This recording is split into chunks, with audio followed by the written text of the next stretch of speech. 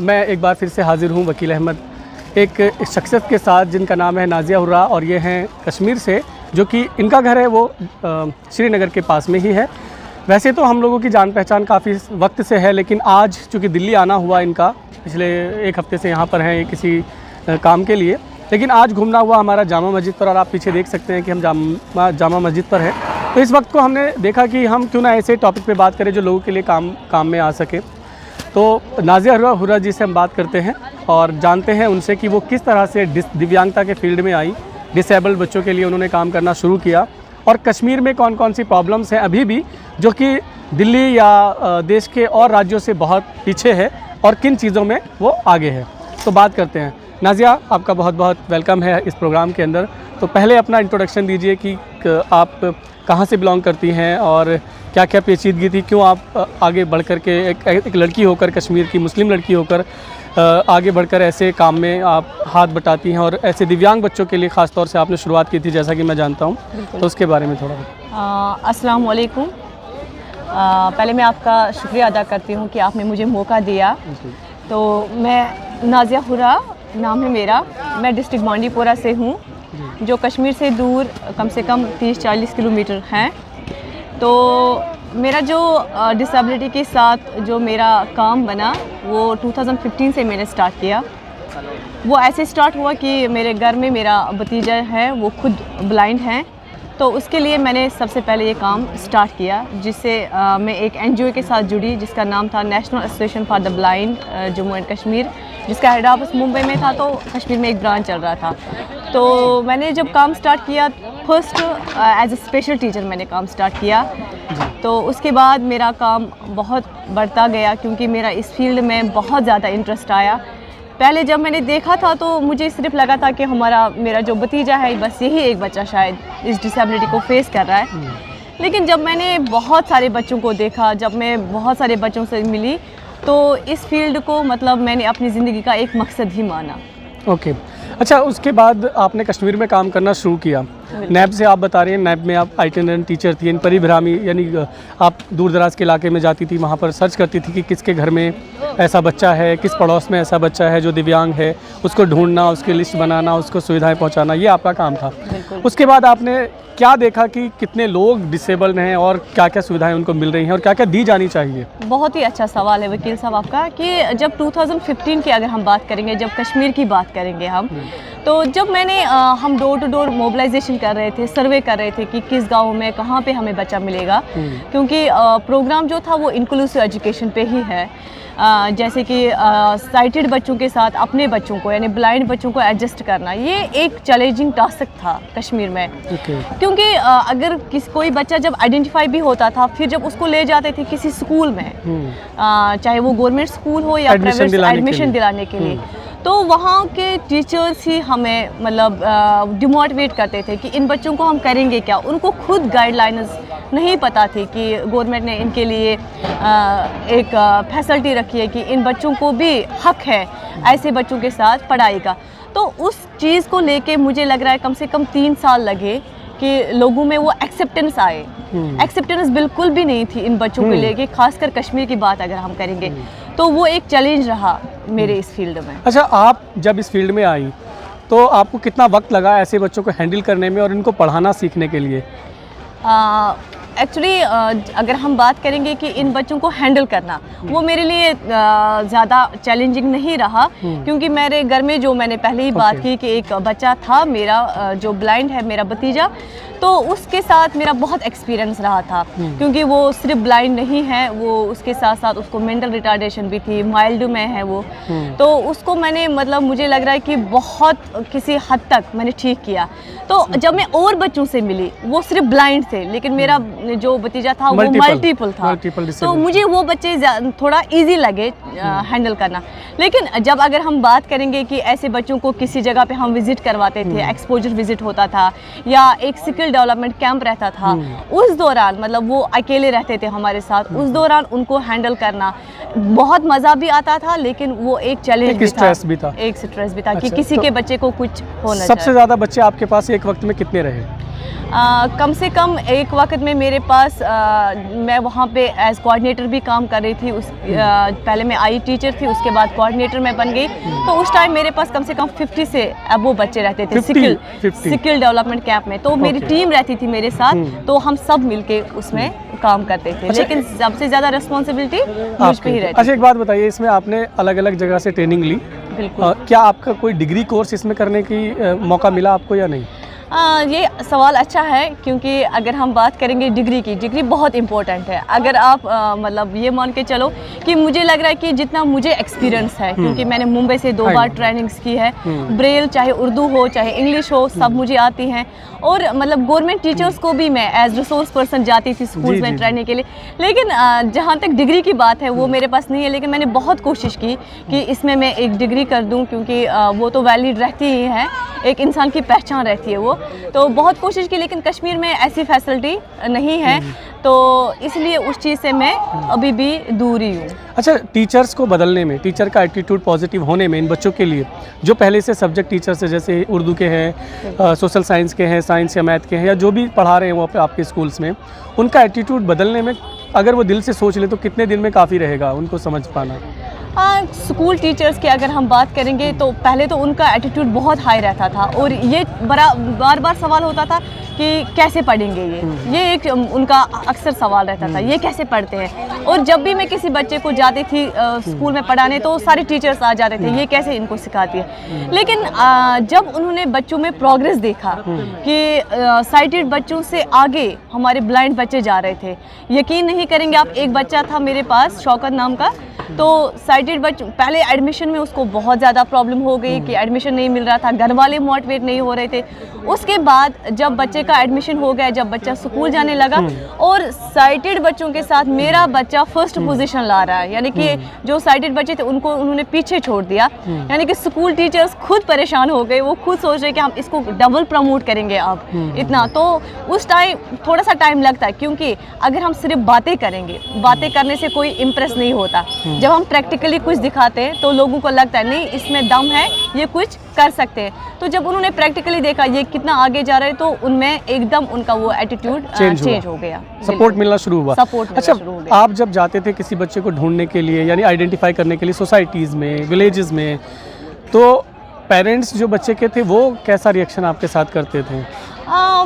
मैं एक चीज़ यहाँ पे बोलूँगी कि जो पेरेंट्स का, क्योंकि पेरेंट बेचारा हमेशा परेशान ही रहता है, बच्चे उसको तो पहले से ही ये परेशानी होती है कि मेरा बच्चा ब्लाइंड है, आगे लाइफ कैसे हैंडल करेगा, मैं कब तक रहूँगा इसके साथ, ये बहुत सारे सवाल इसके मन में रहते हैं। लेकिन जब हम उनके पास जाते हैं तो उनको एक होप आ जाती है, उम्मीद आ जाती है उनको कि शायद हमारा बच्चा कुछ करेगा। लेकिन ऐसे भी पेरेंट्स, मतलब जब मैं कम्युनिटी में गई हूँ, सोसाइटी में गई हूँ, मतलब ऐसे भी पेरेंट्स मिले हैं जो खुद नहीं चाहते हैं, खासकर लड़कियों को लेके, खासकर लड़कियों को लेके। अगर कोई ब्लाइंड लड़की है तो उनके पेरेंट्स ये मतलब सिक्योर फील नहीं करते हैं। वो बोलते हैं कि इनसिक्योरिटी फील करते हैं, वो बोलते हैं कि हमारी लड़की है, स्कूल में हमने इसको भेजा, क्या पता कौन क्या करेगा इसके साथ, मतलब तो वो सिक्योरिटी का थोड़ा सिक्योरिटी का इशू रहता है वहाँ के लेके।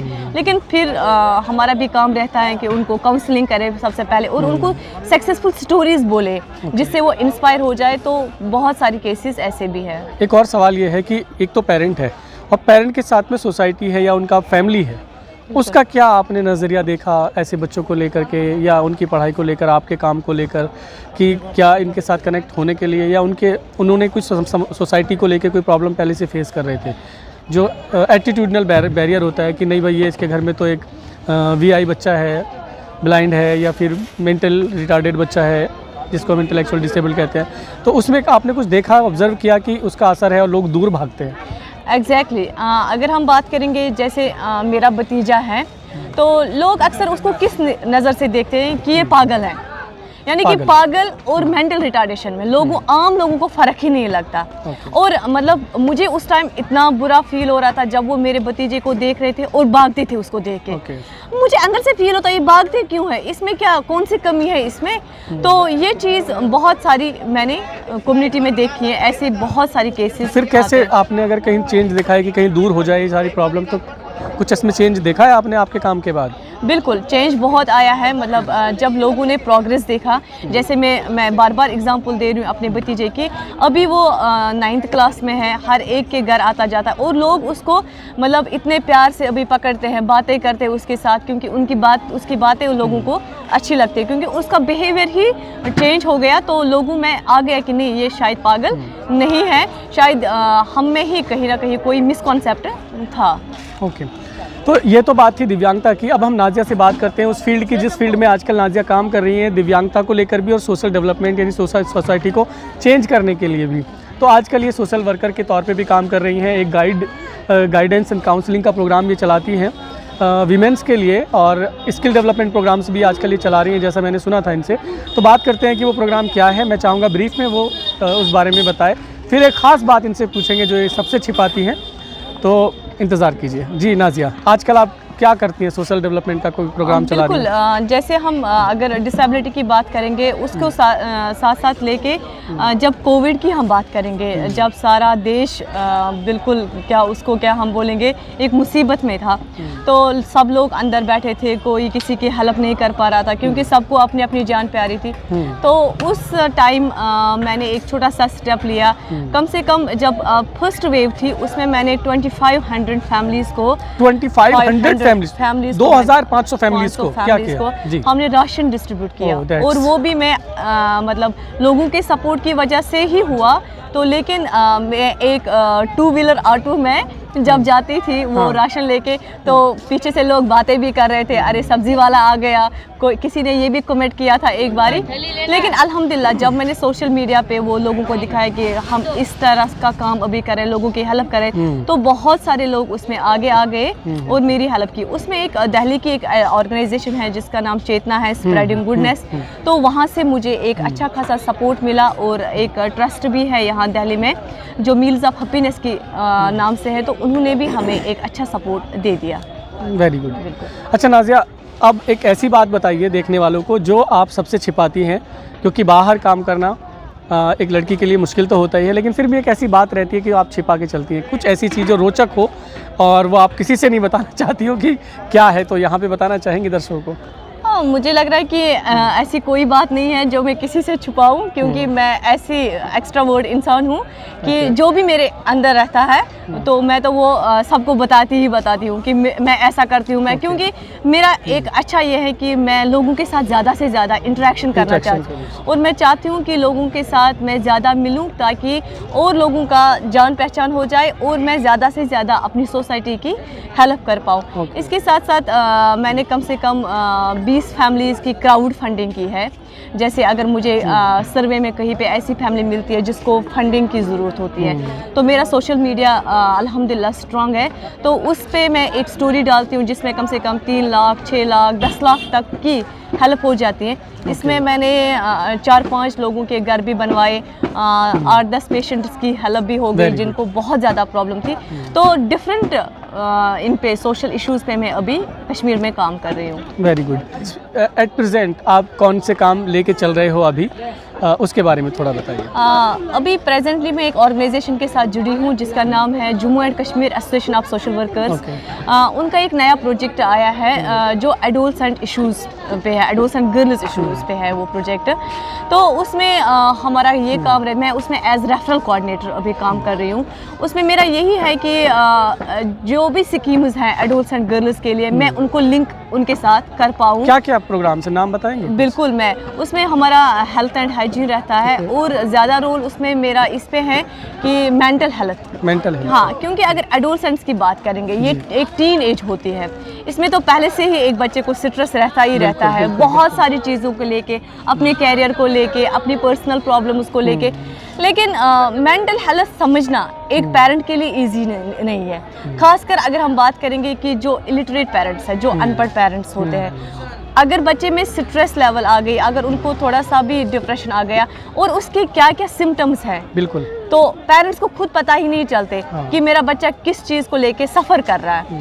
तो दिन ब दिन ये प्रॉब्लम बढ़ती जा रही है। तो मेरा इसमें यही रोल है कि हम लोगों की, इन एडोलसेंट्स की, उनके साथ मिले, उनकी प्रॉब्लम को समझे और उनको मैं फर्स्ट साइकोलॉजिकल एड प्रोवाइड करती हूँ और जो मुझसे मतलब लिंकेजेस वगैरह उनका और काउंसलिंग का प्रोग्राम उसमें मैं चलाती हूँ। अगर मुझसे कोई बच्चा हैंडल नहीं होता है, मुझे लग रहा है कि इसको कुछ ज़्यादा प्रॉब्लम है, तो फिर हम उसको डिस्ट्रिक्ट मेंटल हेल्थ प्रोग्राम में रेफ़र करते हैं ताकि उसको वहाँ से एक अच्छी काउंसलिंग मिल जाए और वो ठीक हो के आ जाए। Very good. एक आखिरी बात, समाज को आप क्या मैसेज देना चाहेंगे, ख़ास तौर से उन लड़कियों को जिनको पढ़ने से रोका जाता है? उनमें लड़कों की कौन सी गलतियाँ होती हैं जो लड़कियों को पढ़ने से रोकती हैं? बिल्कुल, लोगों को मैं ये मैसेज देना चाहती हूँ, खासकर लड़कियों को ये मैं मैसेज देना चाहती हूँ कि पढ़ाई से ही सब कुछ पॉसिबल है। अगर हम बड़े बड़े ख्वाब देखते हैं वो तभी पूरे हो जाएंगे जब हम पढ़ाई करेंगे। पढ़ाई को लेके ही अगर आप चलोगे तो आपका हर सपना पूरा हो जाएगा। और लड़के, अगर हम बात करेंगे कि हम लड़कों की वजह से भी कभी कभार पढ़ाई छोड़ देते हैं, ड्रॉप आउट्स गर्ल्स बहुत सारी हैं। शर्म नहीं आनी चाहिए लड़कों को कि उनकी हरकत की वजह से एक लड़की की पढ़ाई रुक जाती है। देखिए, अगर हम सड़क पे चल रहे हैं, फ्यूचर में किसी बच्चे की माँ बनेगी और उससे हमारी सोसाइटी बैकवर्ड हो जाती है। तो लड़कों की वजह से भी पढ़ाई छूटती है। ऐसा मेरे अनुभव में है 2-4 इंसिडेंसेस। मैं आपसे इसीलिए कह रहा हूँ कि लड़कों के बारे में आप क्या कहना चाहेंगे? लड़कों को मैं यही कहना चाहती हूँ कि अगर आप ये सोच के चलेंगे कि ये लड़की जो है ये आज की एक लड़की है, कल ही किसी की बीवी है, परसों ही किसी की माँ भी होगी, तो इसके लिए पढ़ाई कितनी इम्पोर्टेंट है ये आप घर में अगर खुद आसपास देखेंगे कि आपकी माँ भी होगी घर में, शायद किसी की बीवी भी होगी, शायद किसी की नानी भी होगी, अगर उन्होंने पढ़ाई की होती तो आपकी लाइफ कितनी सक्सेसफुल रहती। तो अगर लड़कियां चल रही हैं तो उनके कमेंट्स पास ना करें, उनको तंग ना करें।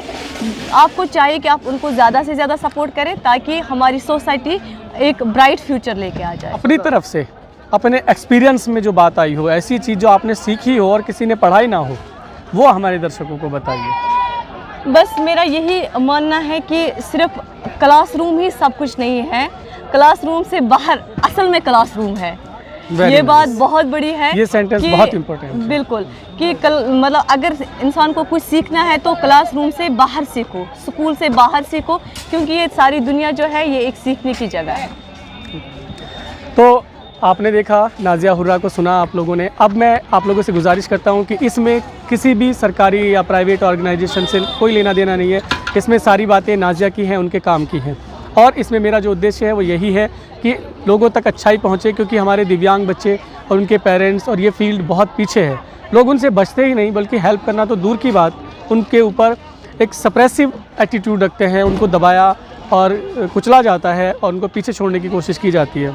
अगर हम किसी हेल्प के बारे में नहीं जानते हैं तो ये भी एक ना एक दृष्टिकोण से उन लोगों को पीछे ही धकेलना होता है। अगर हम ये कोशिश करें कि उनकी मदद करनी है किसी न किसी तरीके से, या मदद करने के क्या तरीके हो सकते हैं, तो ज़्यादा अच्छा रहेगा।